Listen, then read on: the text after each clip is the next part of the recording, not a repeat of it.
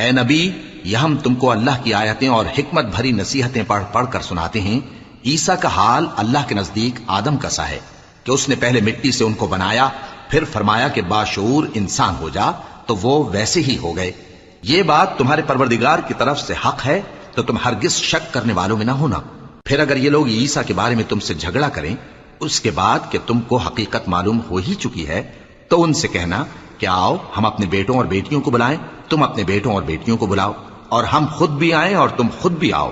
پھر دونوں فریق اللہ سے دعا و التجا کریں، اس طرح جھوٹوں پر اللہ کی لعنت بھیجیں۔ یہ تمام بیانات صحیح ہیں، اور اللہ کے سوا کوئی معبود نہیں، اور بے شک اللہ غالب ہے، صاحب حکمت ہے۔ بس اگر یہ لوگ پھر جائیں تو اللہ مفسدوں کو خوب جانتا ہے۔ کہہ دو کہ اے اہل کتاب، جو بات ہمارے اور تمہارے دونوں کے درمیان یکساں تسلیم کی گئی ہے اس کی طرف آؤ، وہ یہ کہ اللہ کے سوا ہم کسی کی عبادت